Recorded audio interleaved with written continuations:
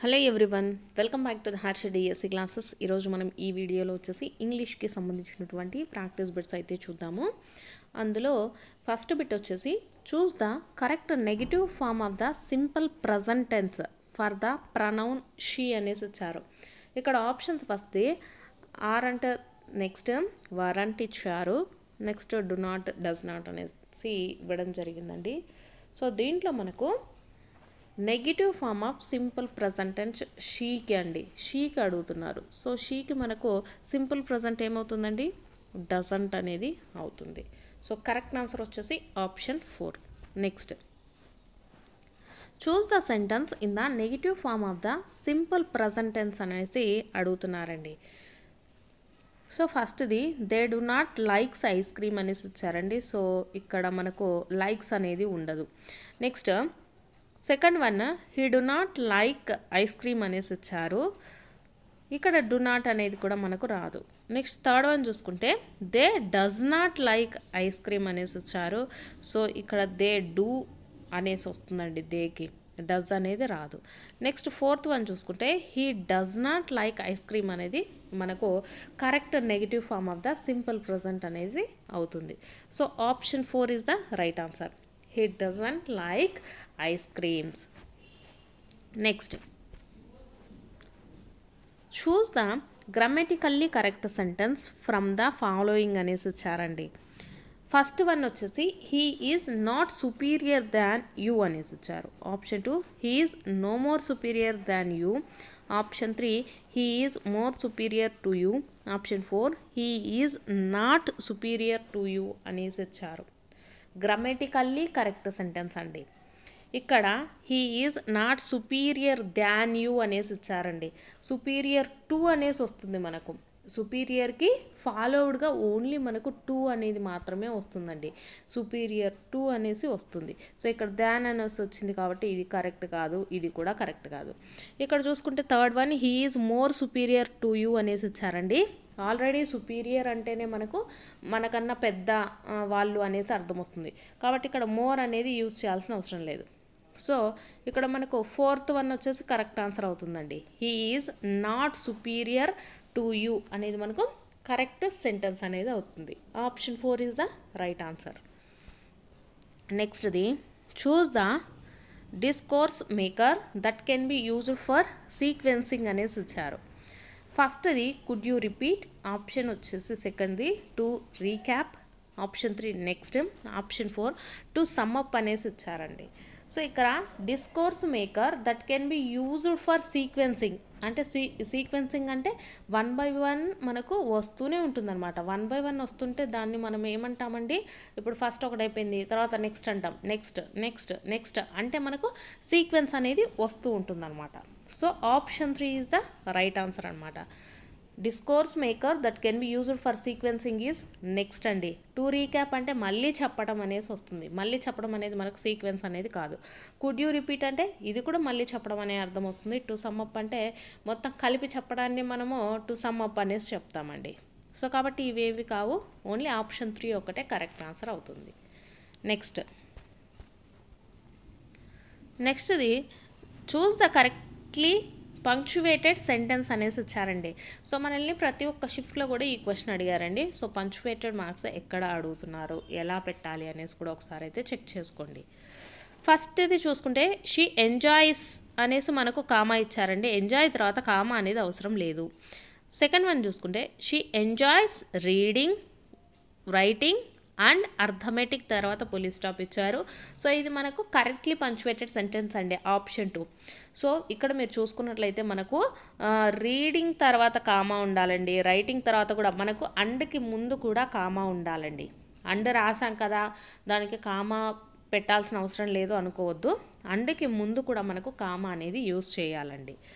So ఇక్కడ use చేయలేదు. Next she enjoys reading, ఇక్కడ కూడా మనకు కామా అనేది యూజ్ చేయలేదు. సో కరెక్ట్గా పంక్చువేటెడ్ ఉండేది ఏంటండి, ఆప్షన్ 2. అండ్కు ముందు పంక్చువేటెడ్ మార్క్ ఉండాలి, సెంటెన్స్ కంప్లీట్ అయిపోయిన తర్వాత పులి స్టాప్ ఉండాలి. అవి మనం క్లియర్గా అయితే చూసుకోండి. Next choose the correct sequence of the words in which they appear in the dictionary అనేసి ఇచ్చారండి. సో ఇవి మనకు డిక్షనరీలో మనము ఎలా ఒక వర్డ్ని సెర్చ్ చేయాలంటే ఎలా చేస్తాము అనేసి ఇచ్చారు. సో ఇక్కడ చూసుకున్నట్లయితే ఫస్ట్ది మనకు ఏమవుతుందండి, ఎగ్జామ్ అనేది అవుతుంది. ఎందుకంటే ప్రతి ఒక్క దాంట్లో ఈఎక్స్ ఉంది, నెక్స్ట్ దాంట్లో పీపీ ఉంది కాబట్టి నెక్స్ట్ మనం థర్డ్ లెటర్ చూడాలండి. థర్డ్ లెటర్లో ఏ ఉంది, ఇక్కడ కూడా ఏ ఉంది. సో కాబట్టి నెక్స్ట్ ఎం ఉంది, ఎం కూడా ఉంది, నెక్స్ట్ ఇక్కడ పీ ఉంది కాబట్టి సో ఫస్ట్ వన్ ఏమవుతుందండి మనకు ఎగ్జామ్ అనేది అవుతుంది. So option 1 is the right answer. నెక్స్ట్ది వచ్చేసి మనకి ఎగ్జాంపుల్ అవుతుంది. నెక్స్ట్ సి ఎక్స్పాన్సివ్ ఈఎక్స్పిఈ ఉందండి. ఇక్కడ పిఆర్ ఉంది కాబట్టి ఫస్ట్ వన్లో, సో లాస్ట్ వన్ వచ్చేసి ఎక్స్ప్రెస్ అవుతుంది. ఫస్ట్ది వచ్చేసి exam, next example, next expansive, next express అనేది మనకు కరెక్ట్ డిక్షనరీ ఫామ్ అనేది అవుతుంది. నెక్స్ట్ క్వశ్చన్ చూద్దాము. సో వీడియో చూస్తున్న వాళ్ళు మీకు నచ్చినట్లయితే తప్పకుండా లైక్ చేసి సబ్స్క్రైబ్ అయితే చేసుకోండి. మీకు టెట్కి కానీ డిఎస్సికి కానీ కంటెంట్కి సంబంధించి అలాగే ప్రాక్టీస్ బిట్స్ ప్రతి ఒక్కటి కూడా మన ఛానల్లో ఉన్నాయండి. మీరు సెర్చ్ బాక్స్లో వచ్చేసి మీరు ఏ క్లాస్కి కావాలని సెర్చ్ చేస్తారో ఆ క్లాస్కి సంబంధించిన గ్రామర్ కానీ కంటెంట్ కానీ ప్రాక్టీస్ బిట్స్ ఇలా ప్రతి ఒక్కటి కూడా మీకు కనిపిస్తాయండి. ఎవరికైనా ఏమైనా కావాలంటే సెర్చ్ బాక్స్లో అయితే ఒకసారి అయితే సెర్చ్ అయితే చేసుకోవచ్చు. సో నెక్స్ట్ క్వశ్చన్ అయితే చూద్దాము. Identify the linker that indicates cause and effect అండి. కాజ్ అండ్ ఎఫెక్ట్కి సంబంధించిన లింకర్ ఏది అనేసి అడుగుతున్నారు. ఆప్షన్స్ ఫస్ట్ది likewise, therefore, meanwhile, similarly అనేసి ఇచ్చారు. సో కాజ్ అండ్ ఎఫెక్ట్ అండి. దేర్ ఫోర్ అనేది మనకు కాజ్ అండ్ ఎఫెక్ట్ని తెలియజేస్తుంది. దేర్ ఫోర్ అంటే కాబట్టి, దేర్ ఫోర్ అంటే మనకు అర్థం ఏమవుతుందండి, కాబట్టి అంటే ఫీవర్ వచ్చింది కాబట్టి స్కూల్కి వెళ్ళలేదు. సో అదేమవుతుంది, ఒక కాజ్ అండ్ ఎఫెక్ట్కి సంబంధించినటువంటి వర్డ్గా మనము చెప్పచ్చండి దేర్ ఫోర్ అనేది. So option 2 is the right answer. Next select the following sentence that is not a simple present అనేసి అడుగుతున్నారు. అంటే ఇక్కడ సింపుల్ ప్రజెంట్ సెంటెన్సెస్ అయితే ఇచ్చారు కానీ ఇది అడుగుతున్నారండి. ఫస్ట్ చూసుకుంటే the cat chased the mouse, ఇది మనకు సింపుల్ ప్రజెంట్ టెన్సే. నెక్స్ట్ది while the cat was catching the mouse the dog barked loudly, ఇక్కడ వైల్ అనేసి వచ్చింది. అలాగే మనకు ఇది మనకు కాంపౌండ్ సెంటెన్స్ అవుతుందండి. While the cat was chasing the mouse, చేస్తుంది. దాని తర్వాత ఏమైంది, ద డాగ్ బార్క్డ్ లౌడ్లీ, ఇది మనకు కాంపౌండ్ సెంటెన్స్ అనేది అవుతుంది. నెక్స్ట్ది చూసుకున్నట్లయితే సో కరెక్ట్ ఆన్సర్ మనకు ఆప్షన్ 2 అవుతుందండి. నెక్స్ట్ది the cat with its sharp claws chased the mouse, ఇది కూడా మనకు సింపుల్ ప్రెజెంట్ టెన్సే అవుతుంది. Chasing the mouse the cat leaped gracefully, ఇది కూడా మనకు సింపుల్ ప్రెజెంటే అవుతుందండి. సో ఇక్కడ సింపుల్ ప్రెజెంట్ కానిది ఏది అంటే option 2. Next question, one of the following is not an example of an interrogative pronoun అనేసి ఇచ్చారండి. సో ఫస్ట్ మనకు ఇంటరాగేటివ్ ప్రొనౌన్ అంటే క్వశ్చన్ మార్క్తో ఉండేటటువంటి వాటిని ఇంటరాగేటివ్ ప్రొనౌన్స్ అంటారండి. ఒకవేళ మనల్ని ఇంటరాగేటివ్ సెంటెన్స్ అడిగినా కూడా అది క్వశ్చన్ మార్క్తో ఉంటుందన్నమాట. సో ఇక్కడ నాట్ అన్ ఇంటరాగేటివ్ ప్రొనౌన్ అనేసి అడిగారు.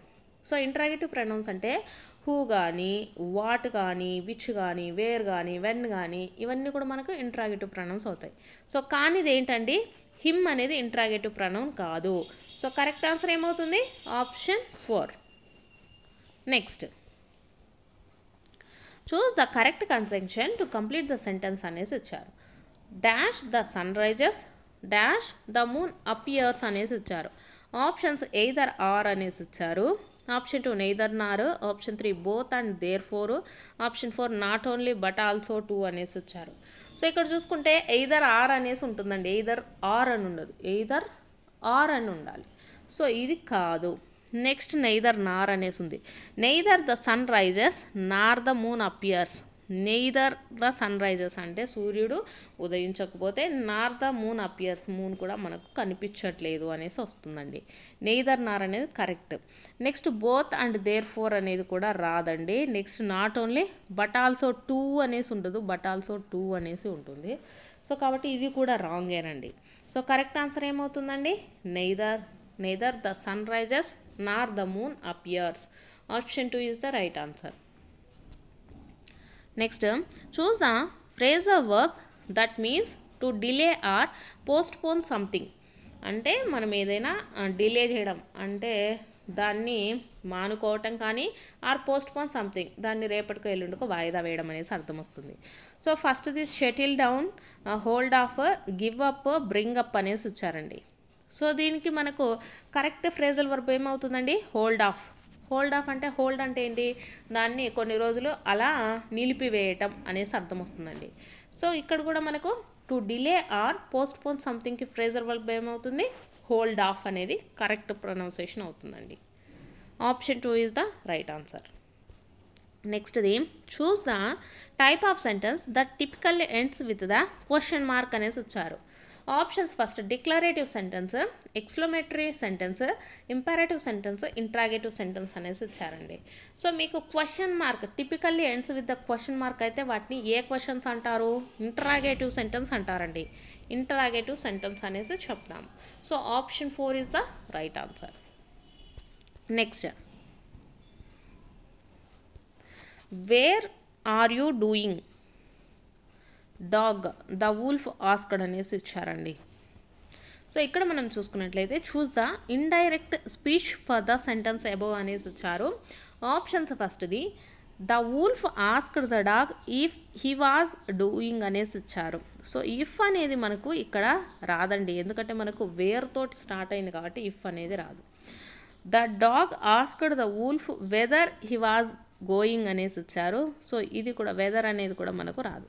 సో వేర్తో మనకు స్టార్ట్ అయినట్లయితే మనకు అది వేర్తోనే స్టార్ట్ అవుతుందండి. దానికి మనము మళ్ళీ ఎటువంటివి కూడా యూజ్ చేయాల్సిన అవసరం లేదు. సో ఇక్కడ మనకు the wolf asked the dog where was he going అనేసి ఇచ్చారు. సో ఇది మనకు సెంటెన్స్ అనేది కరెక్ట్గా ఇవ్వలేదండి. నెక్స్ట్ చూసుకుంటే the wolf asked the dog where he was going, ఇది మనకు కరెక్ట్ సెంటెన్స్ అనేసి అవుతుందండి. Correct indirect speech. Where are you going dog the wolf asked, the wolf asked the dog where he was going అనేసి మనకు correct అండి. Option 4 is the right answer. Next, some of the students dash left the classroom for lunch అనేసి వచ్చారు. Choose the correct verb that fits the blank. So ఇక్కడ some of the students అనేది మనకు ఏమవుతుందండి? ఇది plural form అవుతుంది. So కాబట్టి మనకు ఇక్కడ లెఫ్ట్ అంటే వెళ్ళిపోవడం. సో ఇది మనకి ఎలా ఉంది? V3లో ఉంది. సో V3లో ఉంది కాబట్టి ఇక్కడ మనకేమవుతుంది? హ్యావ్ అనేది వస్తుందండి. ఇక్కడ సింగులర్ ఉంటే హ్యావ్ వస్తుంది, కానీ ఇక్కడ సింగులర్ లేదు కదా, ప్లూరల్ ఉంది కాబట్టి సమ్ ఆఫ్ ద స్టూడెంట్స్ అని అడుగుతున్నారు కాబట్టి ఇక్కడ మనకు హ్యావ్ అనేది వస్తుంది. Some of the students have left the classroom for lunch. Next, a disease that affects a large number of people in an area at the same time. Choose the one word substitute for the expression above అనేసి ఇచ్చారండి. So ఒక disease అనేది large number of పీపుల్కి ఒకేసారి attack అయితే దాన్ని ఏమంటాము అనేసి ఇచ్చారు. ఆప్షన్స్ ఫస్ట్ ఎకడమిక్ అనేసి ఇచ్చారు, ఇది కాదు. ఇన్కరేజబుల్ అనేసి ఇచ్చారు, ఇది కూడా కాదండి. కాంటిగ్వియస్ అంటే మనకు ఒకరి నుంచి ఒకరికి మాత్రమే వస్తుంది, ఒక నెంబర్ ఆఫ్ పీపుల్కి అయితే రాదు. సో లార్జ్ నెంబర్ ఆఫ్ పీపుల్కి వస్తే దాన్ని ఏమంటామండి? ఎపిడమిక్ అనేసి చెప్తాము. So option 4 is the right answer. Next question వచ్చేసి choose the correctly spelled word అనేసి ఇచ్చారు. ఆప్షన్స్ ఆస్ట్రోనట్ అండి. వర్డ్ వచ్చేసి మనకు ఆస్ట్రోనట్. సో స్పెల్లింగ్ చూసుకున్నట్లయితే ఆస్ట్రోనట్కి కరెక్ట్ స్పెల్లింగ్ ఆప్షన్ 1 అండి. ASTRONAUT. Astronaut is the correct spelled word. నెక్స్ట్ది, when they returned, Nishad told me he'd been to see Mr. Nath and I felt most annoyed that I had not been there. Choose the synonym of the word annoyed అనేసి ఇచ్చారండి. Options ఫస్ట్ది happy, irritated, అలాగే delighted, excited అనేసి ఇచ్చారు. సినోనియం అండి. అన్నాయిడ్ అంటే మనకు irritating, disturbance కల్పించడాన్ని అన్నాయిడ్ అంటారు. So option 2 is the right answer అండి. ఇరిటేటెడ్. ఇక్కడ మనకు హ్యాపీ కానీ డిలైటెడ్, ఎగ్జైటెడ్ ఈ మూడు కూడా మనకు దీనికి యాంటోనియమ్స్ అండి, సినోనియం అయితే కాదు. నెక్స్ట్,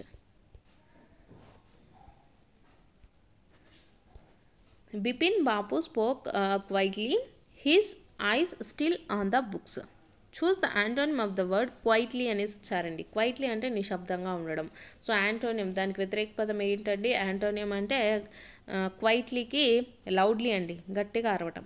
ఇక్కడ సైలెంట్లీ, కామ్లీ, సాఫ్ట్లీ ఇవన్నీ కూడా మనకి ఏమవుతాయండి? సినోనియమ్స్ అవుతాయి. ఇవి మనకు సినోనియమ్స్ అవుతాయండి. ఇక్కడ మనకు యాంటోనియం అడిగారు కాబట్టి లౌడ్లీ అనేది కరెక్ట్ ఆన్సర్ అవుతుంది. Next, the future of language which we can talk about a person or a thing at a distance or not in front of us is అనేసి ఇచ్చారు. ఆప్షన్స్ ఫస్ట్ది ప్రీవారికేషన్, option 2 displacement, option 3 extension, option 4 transmission అనేసి ఇచ్చారండి. The future of language అంటే ఇక్కడ వచ్చేసి మన ముందుండేటటువంటి పర్సన్ని కానీ లేకపోతే we can talk about a person or a thing at a distance or not in front of us. అంటే మనం ఏదైనా ఒక పర్సన్ గురించి మాట్లాడేటప్పుడు ఆ పర్సన్ వచ్చేసి మన ముందు లేరనమాట. ఎక్కడో ఉన్నటువంటి పర్సన్స్ని గురించి మనం మాట్లాడేటప్పుడు దాన్ని ఏమని చెప్తామండి? డిస్ప్లేస్మెంట్ అంటాము. ఎక్కడో ఉన్న వాళ్ళ గురించి మాట్లాడుతుంటే దాన్ని డిస్ప్లేస్మెంట్ అంటామండి. So option 2 is the right answer. నెక్స్ట్ది, the minimum unit of teaching in direct method is. Options first alphabet, next word, sentence, syllable అనేసి వచ్చారు. సో మనకు minimum unit teaching of direct method అంటే మనం డైరెక్ట్గా మాట్లాడతామండి, అంటే డైరెక్ట్గా సెంటెన్స్ ఫార్మేషన్ ఇవన్నీ ఉంటాయన్నమాట. So option 3 is the right answer. మనకు ఇండైరెక్ట్ మెథడ్ కానీ గ్రామటికల్ మెథడ్లో కానీ మనకు ఆల్ఫాబెట్స్ యూస్ చేయడం, వర్డ్స్, సిలబుల్స్ ఇవన్నీ కూడా ఉంటాయి. సో డైరెక్ట్ మెథడ్లో మనకు ఉండేటటువంటి మినిమం యూనిట్ ఏంటండి? సెంటెన్స్ ఫార్మేషన్ డైరెక్ట్గా ఉంటుంది కాబట్టి so option 3 is the right answer. నెక్స్ట్ది, language laboratory is a place where అనేసి వచ్చారు. ఆప్షన్స్ ఫస్ట్ది all the teaching learning materials is stored, option 2 audio material is available for speech practice, option 3 science equipment is available, option 4 we keep all school records అనేసి వచ్చారండి. So ఇక్కడ చూసుకుంటే all the teaching materials is stored అంటే all teaching materials అంటే దాంట్లో science, social, English ఇవన్నీ కూడా ఉంటాయి కాబట్టి సో ఇదైతే కాదు. ఇక్కడ మనకు లాంగ్వేజ్ ల్యాబొరేటరీ మాత్రమే అడిగారండి. సో లాంగ్వేజ్ ల్యాబొరేటరీలో ఏముంటాయి? Audio material is available for speech practice అనేది కరెక్ట్ అవుతుంది. నెక్స్ట్ సైన్స్ ఎక్విప్మెంట్ ఉంటే దాన్ని సైన్స్ ల్యాబొరేటరీ అంటాము. We keep all school records వచ్చేసి మనము లాంగ్వేజ్ ల్యాబొరేటరీలో పెట్టమండి. So option 2 is the right answer అవుతుంది. Next, the following not a component of narration అనేసి ఇచ్చారు. ఆప్షన్స్ ఫస్ట్ది tone, gestures, size of the class, option 4 involvement అనేసి ఇచ్చారు. Not a component of narration అంటే ఏదైనా కథ లాంటిది మనకు చెప్పేటప్పుడు అండి. కథ లాంటి చెప్పేటప్పుడు మనకు ఏమేమి దృష్టిలో పెట్టుకోవాలి? టోను అంటే మనం మాట్లాడే వాయిస్ అనేది బాగుండాలి. నెక్స్ట్ గెస్చర్స్ అంటే మన హావభావాలు, ఎక్స్ప్రెషన్స్ అనేటివి బాగుండాలి. నెక్స్ట్ ఇన్వాల్వ్మెంట్ కూడా ఉండాలి. మనం కథ చెప్పేటప్పుడు దాంట్లో ఇన్వాల్వ్మెంటేషన్ కూడా ఉండాలి. సో నాట్ అని అడిగారు కాబట్టి ఏంటిది అది? Size of the class. Size of the క్లాస్తో సంబంధం లేదనమాట. సో ఇక్కడ option 3 is the right answer అండి. మనకు నారేషన్ కాంపోనెంట్స్లో ఏమేమి ఉండాలంటే టోన్ ఉండాలి, గెస్చర్ ఉండాలి, ఇన్వాల్వ్మెంట్ కూడా ఉండాలి కంపల్సరీగా. సైజ్ ఆఫ్ ద క్లాస్ అంటే మనకు ఎంతమంది ఉన్నారో అనేది మనకు సంబంధం లేదు. నెక్స్ట్ వన్ చూద్దాము. నెక్స్ట్ వచ్చేసి మనకు ప్యాసేజ్ అండి. ప్యాసేజ్కి సంబంధించినటువంటి క్వశ్చన్స్ అయితే ఇవ్వడం జరిగింది. నెక్స్ట్ది ఇంగ్లీష్ మెథడాలజీకి సంబంధించిన ప్రాక్టీస్ బిట్స్ చూద్దాము. ఫస్ట్ది, the following method establish the direct link between the thoughts and the expression in the target language is. Options ఫస్ట్ది direct method, bilingual method, grammar translation method, west new method అనేసి వచ్చారండి. ఇక్కడ మనకు మన ఆలోచనలను ఏవైనా ఎక్స్ప్రెస్ చేయాలి అంటే expression in the target language అంటే మనం ఏదైనా ఒక లాంగ్వేజ్లో చెప్పాలి అనుకున్నప్పుడు మనం ఏదైనా చెప్పేటప్పుడు దాన్ని ఎలా చెప్తామండి? With direct మెథడ్లోనే చెప్తామన్నమాట. 2 లాంగ్వేజ్లలో అయితే మనం చెప్పము. బైలాంగ్వల్ మెథడ్ అంటే 2 లాంగ్వేజెస్ని అయితే యూస్ చేయము. అలాగే గ్రామర్ ట్రాన్స్లేషన్ మెథడ్ కూడా యూస్ చేయము. వెస్ట్రన్ న్యూ మెథడ్ కూడా యూస్ చేయమన్నమాట. ఓన్లీ మన ఎక్స్ప్రెషన్స్ ఏవైనా మనం అనుకున్న లాంగ్వేజ్లో చెప్పాలి అనుకుంటే డైరెక్ట్ మెథడ్లోనే చెప్పేస్తాం. So option 1 is the right answer. Next one, the following is not a technique used in English language teaching అనేసి ఇచ్చారండి. ఇంగ్లీష్ లాంగ్వేజ్ మనం టీచ్ చేయాలంటే ఆప్షన్స్ చూస్తే ఫస్ట్ది formative assessment, option 2 multiple choice questions, option 3 role play, option 4 fill in the blanks అనేసి ఇచ్చారండి. So English language teach చేసేటప్పుడు fill in the blanks కానీ రోల్ ప్లే, మల్టిపుల్ చాయిస్ ఇవన్నీ కూడా ఉంటాయన్నమాట. సో ఈ టెక్నిక్ కానిది ఏంటంటే ఫార్మేటివ్ అసెస్మెంట్ అనమాట. ఫార్మేటివ్ అసెస్మెంట్ అంటే ఏంటంటే మనకు క్లాస్ అయిపోయిన తర్వాత ఎగ్జామ్స్ అనేటివి కండక్ట్ చేస్తాం కదా, సో వాటిని ఫార్మేటివ్ అసెస్మెంట్స్ అంటాం. సో అది మనకు టీచింగ్ టెక్నిక్ అయితే కాదండి. So option 1 is the right answer. నెక్స్ట్ది ద రెయిన్ ఫాల్స్ డాష్ అనేసి ఇచ్చారు. Choose the correct option that fits the blank. Option of, against, over of, from under, from above అనేసి ఇచ్చారు. సో రెయిన్ అనేది మనకు ఎక్కడి నుంచి పడుతుందండి? ఫ్రమ్ అబోవ్, పైన నుంచి పడుతుంది. So option 4 is the right answer అండి. Of the rain falls of against కాదు, the rain falls over of కాదు, ఫ్రమ్ అండర్ కింద నుంచి కాదు, the rain falls from above. Option 4 is the right answer. నెక్స్ట్ది first conditional is used to talk. మనము మాట్లాడాలి అనుకుంటే ఫస్ట్ కండిషనల్ ఏంటి అనేసి అడుగుతున్నారండి. ఫస్ట్ది about real or likely future situations, option 2 about unreal past, option 3 about the things happened in the past, option 4 about discontinued habits అనేసి ఇచ్చారు. సో మనకు ఫస్ట్ ఏం యూజ్ చేస్తామంటే లైక్లీ ఫ్యూచర్ సిచ్యువేషన్స్ కానీ అబౌట్ రియల్ మనకు ప్రజెంట్ జరుగుతున్నటువంటి situation గురించి మాట్లాడతాం. So option 1 is the right answer.